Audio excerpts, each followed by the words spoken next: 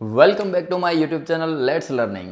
આજના સેશનની અંદર ફ્રેન્ડ્સ આપણે એ અંગેની વાત કરવાની છે કે જે વિદ્યાર્થી મિત્રો ધોરણ 10ની અંદર અભ્યાસ કરે છે અને ધોરણ 10ની અંદર પણ ચેપ્ટર નંબર 13 એટલે કે આંકડાશાસ્ત્ર.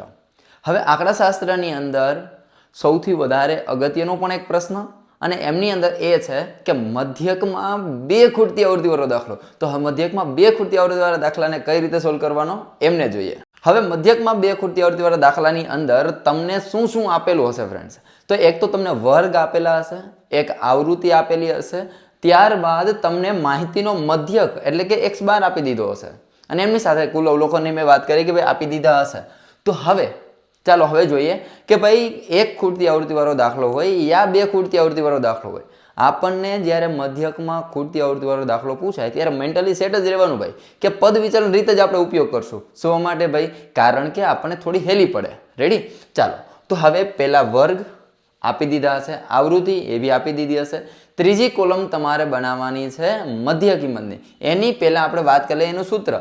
મધ્યકની અંદર પદ વિચલન રીતનું સૂત્ર શું થાય ભાઈ? તો કે x બાર બરાબર a plus sigma fi ui એના છેદમાં સિગ્મા fi ઇન્ટુ h. આ આપણું સૂત્ર. હવે એમની અંદર પહેલી વર્ગ, બીજી આવૃત્તિ, ત્રીજી કોલમ આવશે મધ્ય કિંમતની. ચાલો ભાઈ મધ્ય કિંમતને આપણે દર્શાવીએ છીએ ભાઈ xi વડે.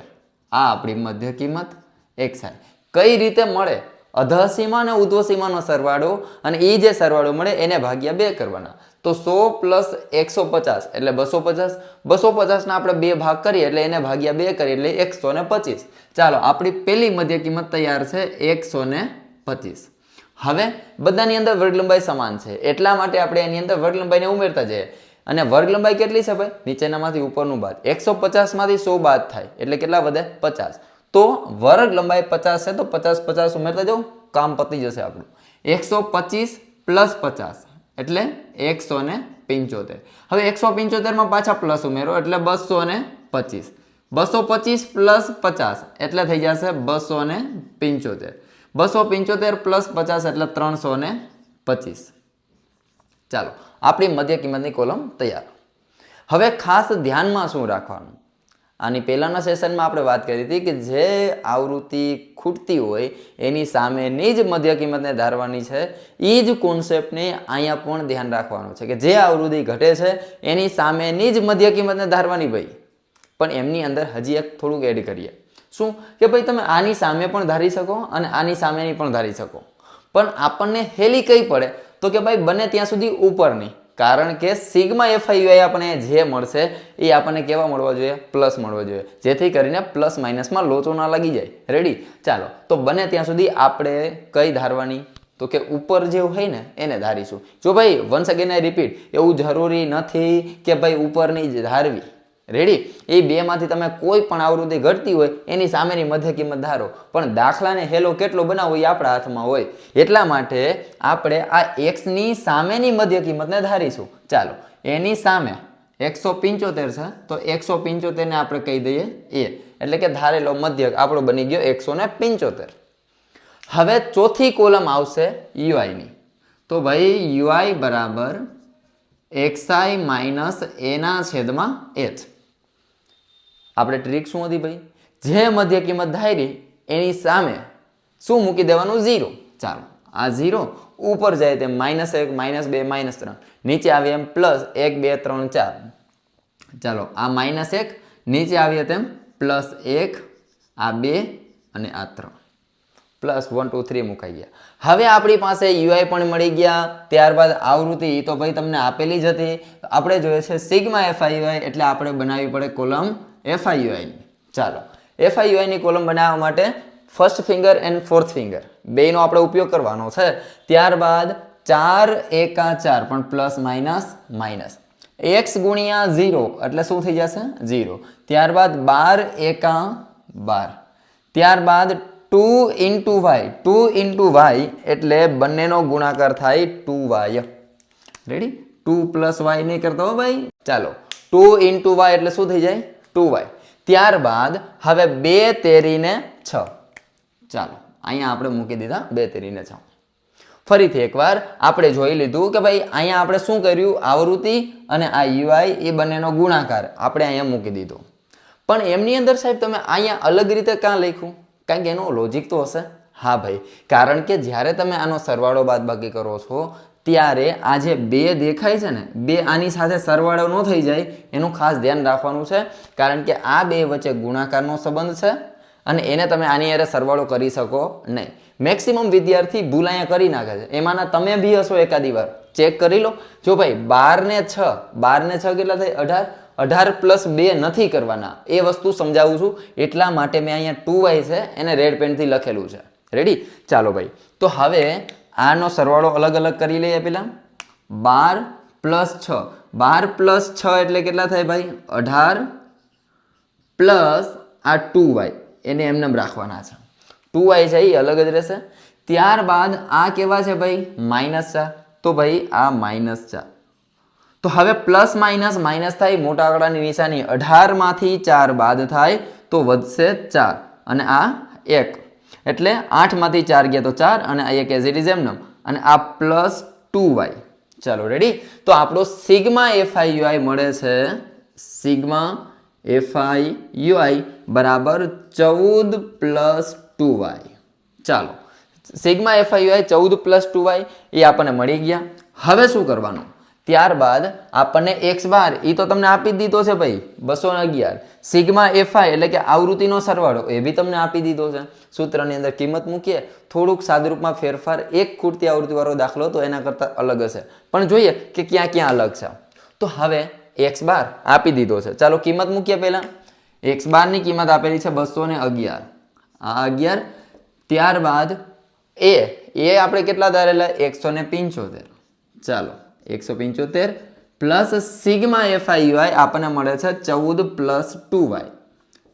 14 પ્લસ 2y એના છેદમાં સિગ્મા એફઆઈ એટલે કે કુલ આવૃત્તિ જે તમને પ્રશ્નની અંદર આપી દીધી છે એ જ મૂકવાની છે.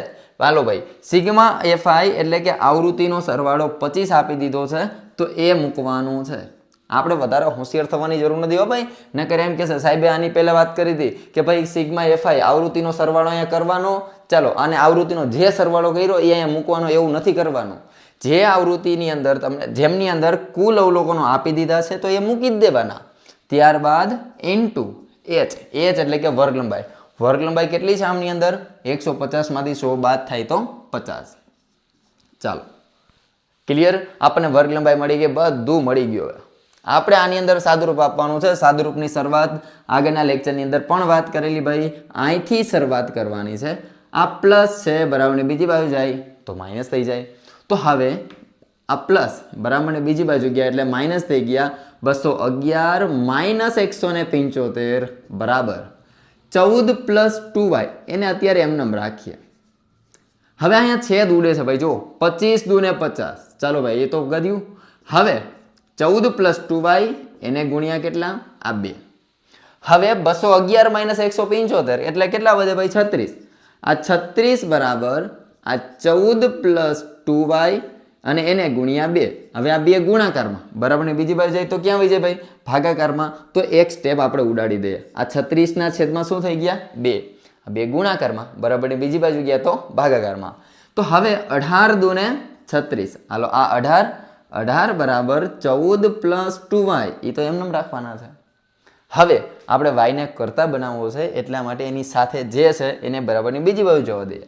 આ પ્લસ 14 બરાબરની બીજી બાજુ જાય તો માઇનસ, એટલે કે 18 માઇનસ 14 બરાબર 2y. તો 18 માંથી 14 બાદ થાય તો 4. 4 બરાબર 2y. 2 ગુણાકારમાં બરાબરની બીજી બાજુ જાય તો ભાગાકારમાં, એટલે y બરાબર 4/2 એટલે y બરાબર 2. ચાલો ભાઈ, y ની કિંમત તો મળી ગઈ. હવે આની અંદર x એ ગોતવાનું છે. 2 ખૂટતી આવૃત્તિ વાળો દાખલો છે. 1 ખૂટતી આવૃત્તિ મળી ગઈ. 1 ની કિંમત છે 2. હવે 2 ને આ બીજી એટલે કે x એની કિંમત કેટલી થાય એને હવે આપણે જોઈએ. તો ભાઈ કુલ આવૃત્તિનો સરવાળો, અહીંયા આવૃત્તિનો સરવાળો એ પહેલા કરવો પડે. ચાલો 4 પ્લસ 12 એટલે 12 ને 4 16, 16 17 અને 18 એટલે કે 18 પ્લસ x પ્લસ y. હવે આ થયા ટોટલ અવલોકનો. કુલ અવલોકનનો સરવાળો આપણે કર્યો અને કુલ અવલોકનનો સરવાળો તમને આપી દીધો છે કેટલો 25 એટલે 18 પ્લસ એક્સ પ્લસ વાય બરાબર 25. હવે તમને જે કિંમત અહીંયા વાય ની મળે છે એ વાય ની કિંમતને તમારે અહીંયા મૂકવાની છે. ચાલો આ 18 પ્લસ એક્સ ની કિંમત નથી ખબર ભાઈ એટલે એમ નામ રાખીશું અને પ્લસ વાય ની કિંમત આપણે ગોતી લીધી 2 એના બરાબર આ 25 એમ નામ રાખવાના. 18 પ્લસ 2 એટલે 18 ને 2 20 20 પ્લસ એક્સ બરાબર 25 આ પ્લસ છે બરાબર બીજી બાજુ જજો માઇનસ થઈ જાય એટલે કે એક્સ બરાબર 25 માઇનસ 20 એટલે 25 માંથી 20 બાદ થાય તો ભાઈ 5 આ આપણા એક્સ. આ વાત કરીએ આપણે બે ખૂટતી આવૃત્તિ વાળા દાખલાની. તો હવે આમની અંદર ધ્યાનમાં શું રાખવાનું કે જે બસ એક જ વસ્તુ છે કે કુલ અવલોકન તમને જે આપ્યા છે કુલ અવલોકન એટલે સિગ્મા એફઆઈ. હો ભાઈ ચાલો એક લખી પણ નાખીએ સિગ્મા એફઆઈ એટલે કે આવૃત્તિનો સરવાળો. તો એ તમને આપી દીધો છે તો એ જ તમારે મૂકવાનો. એવું નથી કરવાનું કે ભાઈ આનો સરવાળો કરીને પછી મૂકીએ એવું કરવાનું નથી. એ જરાક યાદ રાખવાનું. ત્યારબાદ બીજી એક આની અંદર ખાસ શું ધ્યાનમાં રાખવાનું છે આને આગળના સેશનમાં વાત કરી હતી એ જ કે જે આવૃત્તિ ઘટે છે એની સામેની જ મધ્ય કિંમતને ધારવાની છે. અને બીજું મેક્સિમમ વિદ્યાર્થીને અહીંયા ભૂલ થઈ જાય છે ભાઈ અહીંયા બરાબર કે ભાઈ અહીંયા જે સરવાળો કરતા હોય તો આ જે અહીંયા જેની સાથે જે ચલ હોય અથવા તો અચળ સંખ્યા હોય એનો સરવાળો પણ આની સાથે કરી લે. રેડી મેં હમણાં વાત કરી કે ભાઈ 12 પ્લસ 6 એટલે 12 ને 6 18 18 ને પ્લસ 2 એટલે 20 કરી નાખે. પણ આવું આપણાથી ન થઈ જાય ભૂલથી ઉતાવળમાં એનું ખાસ ધ્યાન રાખવાનું. રેડી ચલો ફ્રેન્ડ્સ આજનો સેશન કેવો લાગ્યો છે એ તમારે કોમેન્ટ સેક્શનની અંદર જણાવવાનું છે અને એમની સાથે સાથે સબસ્ક્રાઇબ કરી લેવાની છે અમારી ચેનલને જેથી કરીને આવા નવા અપલોડ થયેલા વિડીયોની નોટિફિકેશન આપના સુધી મળતી રહે. અને હા એક તમારે કામ કરવાનું છે આપણા જેવા ધોરણ 10ના વિદ્યાર્થી મિત્રો જેટલા બી છે એમને આપણા ફ્રેન્ડ સર્કલની અંદર હોય તો એમને આ વિડીયોની લિંક મોકલી દે જેથી કરીને આપણે આવા અવનવા અપલોડ થયેલા વિડીયોની નોટિફિકેશન પણ આપી શકીએ અને એમને હેલ્પ પણ કરી શકીએ. આ આપણો મેઇન એક હેતુ છે ઉદ્દેશ્ય છે. તો થેન્ક યુ. આજના સેશનની અંદર આટલું રાખીએ. બીજું મળીએ આપણે નેક્સ્ટ લેક્ચરની અંદર.